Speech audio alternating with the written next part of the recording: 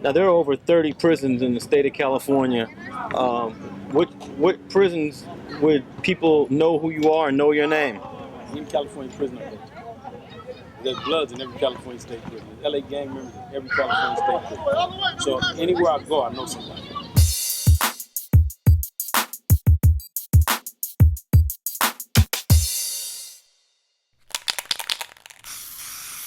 Do you feel that those 8 or 9 years in prison have been just a big loss in your life?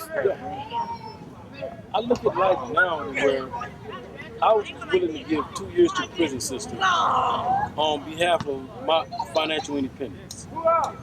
To where at the same time, I should have been willing to give that kind of time to some kind of institution of education instead of institution of incarceration.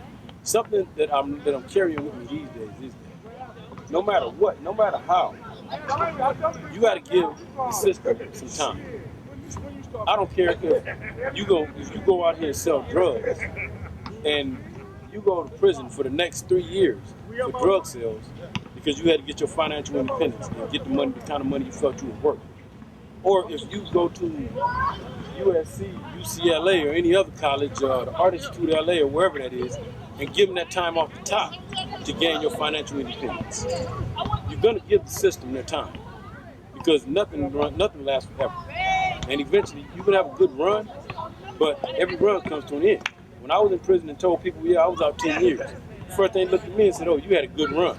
I looked at them like, what the fuck that mean? I had a good run. This ain't my life in prison. Do you miss the days of being active on the front line every day?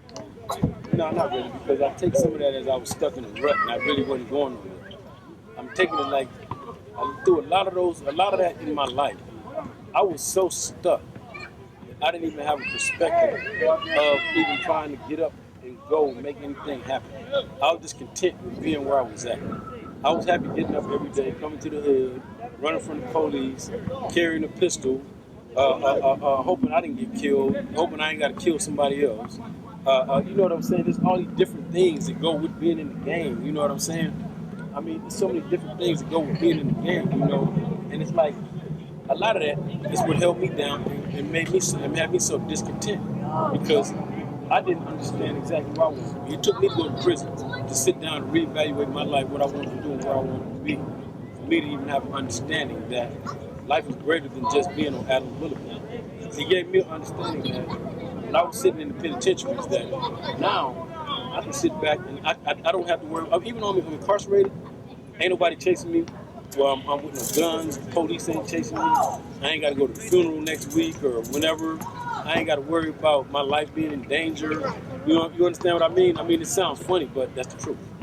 But at the same time, I'm also on a level with it where it took me to sit in prison to come to get to know myself all over again. As a 40-year-old man, I had to come to the understanding that the self-hatred within me is something that I carried over into the world.